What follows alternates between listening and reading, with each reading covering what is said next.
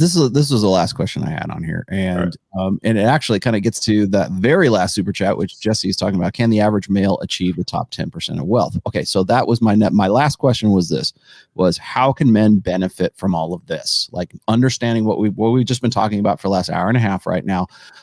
We know what the stats are. We know what the data is. We know what we can at least make some prognostications as to what's coming down the pipes, right? When we talk about the Morgan Stanley, the rise of the she economy stuff, when we look at what's going on in the rise in the acceptability of like Marxism, really, in society, that's through the university systems, which by the way are run by women, because largely 78% of women, 78% of the teachers you will have in your lifetime from preschool all the way up to postgraduate school will be women. So when we look and we see like the education systems where I think it was interesting, like when we were talking about like all these these riots that were going on in 2020 and people pulling down statues and all this Antifa and everything, and people saying, well, they're teaching this communism and this Marxism in the university. It's like, yeah, of course they are. It sounds like a good idea when you realize how much we pay the female teachers that are in those systems right now. Marxism probably sounds like a pretty good idea to women who are already predisposed to communitarianism and egalitarianism and emotionalism and everything else. Any great weight loss program though. Yeah, exactly.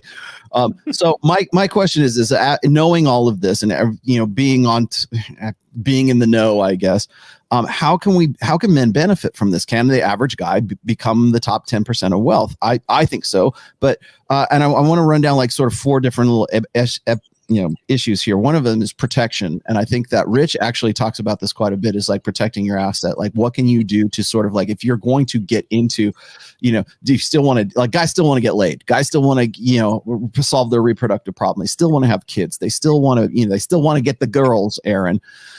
no matter what the numbers say, they still want to get the girls. So how can men like protect themselves? Is it just MGTOW? Is marriage going to change completely to the point where like guys have to sort of like, have prenuptial agreements all the time? So that's the protection aspect. Then also the rise of the she economy, knowing that women are going to be, let's say, more like lonely, but like more empowered as far as economics are concerned and directing where that money is going in the future. How can you, as a guy who is an entrepreneur, who is a guy who understands this stuff, how can you benefit from that? How can you turn a buck as a result of that? Also, maybe this gets back to what Aaron was talking about in his book, which the point really, correct me if I'm wrong, Aaron, but the point of writing the book of numbers was to sort of make guys aware of the realities of the numbers and the money that they are spending when they are doing that in the pursuit of women. I believe that's the subtitle of your book, right? Right. Yes. It's basically cost benefit analysis. And then lastly, the fourth part here, again, benefiting is housing, real estate, and expatriation, which is another thing we were talking about. Rich is going to, at least I believe he has a year plan to expatriate from Canada. George, I know you don't necessarily live in one place at one time for very long, so I don't know if you're technically an expat, but I know that you don't stay you're a rolling stone, my friend. So is that part of like benefiting from this new environment that you guys are aware of? Yeah, I mean, Rich, I retired in 2012. I'm not sure when Rich is still kind of in the game. And I have a lot of people ask me entrepreneurial questions. And Rich and I are right around the same age. And I remember when I first started a business, you needed to have $100,000. You needed, the last one where I actually had to generate some capital to start was in 2007 or something. We needed 500,000 just as a runway to get the business going. And that business produced, we grew it up to about 24 million in annual revenues. But what's amazing now with what we have as far as the internet and the opportunities for us to reach worldwide markets is the barrier of entry is very, very low. You don't have to have $500,000 anymore in order to build a business that generates $24 million in gross revenue. You can do it. You can add value. There's so many more opportunities out there for young males to make money than we had. I'm assuming all of us are pretty much the same age, growing up in the 1970s and the 1980s. I mean, way more opportunities. And not only that, to make money quickly. to make a lot of money quickly. I mean, look at the kids that just started the Fit and Fresh and Fit. Isn't that the podcast? I mean, look at their success. Look at those guys. That's what hustle will get you. And that's something that could not have been possible. I mean, those kids are such hustlers. They would have done well regardless of I what love it. You done. call them kids. I'm gonna say, I'm gonna link right to this moment. Hey, Myron, look at this, you kid. but seriously, you know, they would do well whatever they did in life. It wouldn't be a matter of if they're going to be successful. It would just be a matter of when they're exploiting the game. They understand the game well enough that they can play it well. Yeah, but with the internet and with YouTube and with the ability to create content and to get the word out, you know, you're able to scale much faster, much opportunity, and the risk reward is far better today than it was, in my opinion, by just going out and borrowing $500,000 to start a brick and mortar business. Aaron, how can they play the game better? How can we benefit from this? Let me count the ways. When you were asking the categories, I took some notes. This is going to be a little linear here. To capitalize, I would go with female index funds, which I do believe would be coming around. And I know it's the cheap shot, but it's true. I really believe egg freezing technology or the chemicals associated with it, or you know, media, something that benefits, and we all box wine and cats, I'm sure, but you know, and a company that provides pet insurance, you know, so I would do that. I would get a vasectomy unless you're absolutely sure you want to have kids. And even if you have vasectomy, you can also have direct extraction, which you don't want to know the process. Never marry would be another defensive move. And then in terms of hedging against inflation and maintaining your wealth, silver, crypto, I call it a plan B, which George is familiar with, where you got to make aims to be able to leave the United States or Canada or a Western nation and go to where they're not going to confiscate, and in Rich's case, 53% of your labor, time, and effort and energy, or if they just come after you. So that's a task. It requires travel and all that. I would also, hedging against inflation is major in STEM or some other valuable skill, because your skills are not only transferable, but they are a natural hedge against inflation. A dentist just has to jack up their price. A mechanic just has to jack up their price. A professional asshole like me, I just jack up my price. Make sure that you have skills that are indispensable. And then finally, more philosophically, insist on being a superior person. Work out, diet, major in the right thing, participate in hobbies, make sure your life counts. I know we focus on money, but I'm a little bit more of a minimalist philosopher, and I focus more on time than anything else. I'd recommend being part of the 1099 superior race, meaning being self-employed. Your life is too short to be answering to a boss, and you are too precious to have your a third, at least, if you look at profit margins on labor productivity, if not half of your worth paid out to a corporation to enrich your employer. I also would advocate minimalism, although I know Rich and George with their fancy cars probably would disagree, but I would put more generally, philosophically, more value on time than money. And then finally, and this is the important one, and this is where 80% of the people fail, and that is you F up, you screw up. Don't get a girl pregnant. Don't major in something stupid. Don't buy a car you can't afford.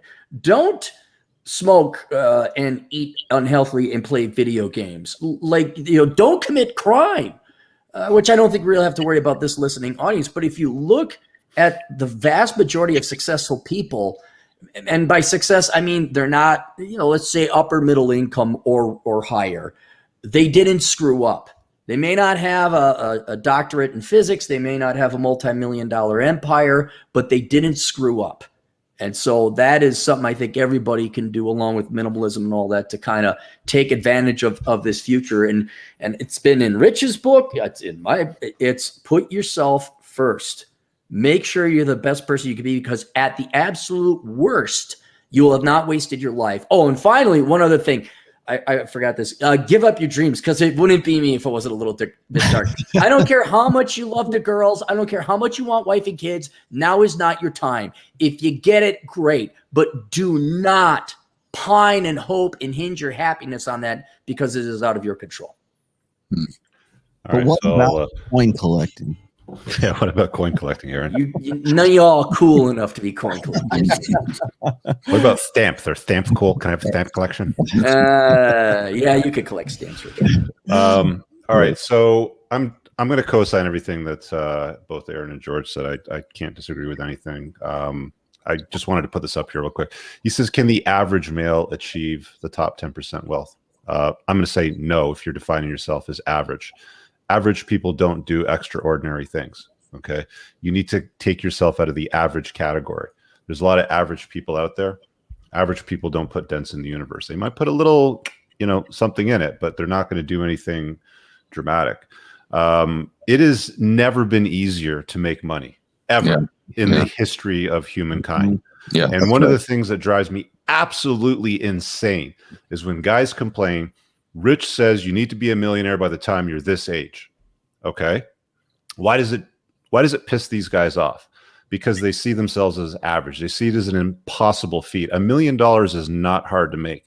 There are trillions of dollars traveling through the internet every second of every day, even on the weekends. Okay. All you got to do is put something out there and grab something, solve a problem. Okay. Product, service, something with recurring revenue. There's any number of things that you can do to grab a little bit of that piece of the pie. What does money do? It solves problems. It allows you to apply a store of value to problems in your life and solve them. If you're an average guy and you're stuck in a mediocre part of the world and you don't have access to financial resources, it's very hard to change your environment. Okay. One of the things that Aaron and George didn't touch on was maneuver. Go where you're treated better. If there's a place that taxes you lower, that's something that you can consider. If there's a place with a more favorable climate that you'd enjoy, that's something to consider. If there's a place with more attractive, feminine, agreeable women, that's something else that you can consider. Colombia. You don't have to stay where you're at. You can pick up and move. Traveling around the world is very, very easy. Have more than one passport. If you can get 2 or 3 passports through your parents, through your grandparents on both sides, maternal, paternal, you have an ability to, like, if the Canadian government says to me, F you, I'm going to take away your passport, cool, no problem. I've got 2 other European passports. I can still travel. I'm not limited to move around. Borders aren't going to stop me from doing what I want to do. Put yourself first. The whole coin phrase Rollo Tomasi uses, mental point of origin. Put your damn self first and get very, very clear, get laser focused on the kind of life that you want to live, because like Aaron said, it moves fast. Time will fly. You'll never be able to make more time. You can always make more money. You can start up something that sucks, collapses on itself and blows up, and 2 years later you could be the bee's knees again. I can't remember the guy's name, but the 2 guys that founded Instagram turned around and sold it 3 years after they started it for $1 billion to Facebook with 12 employees. I'm not saying that that's repeatable for all of you guys out there, but don't think for a minute that making money is impossible. It's not. Yeah. I'll just throw my 2 cents in here. I co-sign everything everybody else has said here, of course. And more to Rich's point, I've had it explained to me like this, is that there is a river of money out there, and all you have to do is figure out how to divert some of that river to your little farm. And in today's, high tech, internet, what I've called the new order in my 4th book here, in today's information society, it has never been easier to figure that out on your own. As these guys are saying, it's never been easier to make money. It's just the lack of creative intelligence, the lack of trying to I don't know, I won't say innovation, but being clever enough to do so. The other part that I have to also throw in there is it's resist the lure of easing up on your focus. If you're sedated by something, whether that's pornography, whether that's alcohol, whether that's drugs, whether that's opiates, whether that's video games, whatever it is, you are sedated at some point by something, and it's important to get unsedated from that, because you will never reach your potential as long as you are sedated. In fact, this especially for men right now. For women, what is it Rich was saying? Women are told, you do what's right for you, girl. And for men, they're told to do what's, correct me if I'm wrong, I think I got this right, men are told to do the right thing while women are told to do what's right for them. And I think that's a good illustration of how we expect certain things from guys, and do not put on or do not keep don't hold the same kind of ideals that you think you ought to have, because that's the way you've been conditioned by the blue pill. Okay. So that's that. And then last but not least is go read Robert Greene's Mastery. Okay. It has never been easier to master something than now. Whether that's, it used to be that you had to go find a master and become an apprentice and spend 10,000 hours to become a master at something. And now you can go on YouTube and learn how to hang drywall if that's what you want to do. Lord knows Aaron probably built his entire new house. You don't even want to know what I'm practically a master carpenter right now. Yes. Yeah. You learn how do I carpet my house, right? There's probably a video for that. How do I clean my gun? How do I fish? How do I tie a tie, for Christ's sake?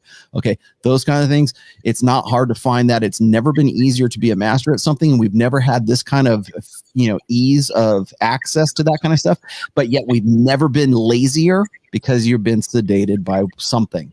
So you're sedated by, and get away from that sedation, because you will not become, above average. Like, what does it take to go from ordinary to extraordinary? You will never find out if you are weighted down with the sandbags of being sedated by something.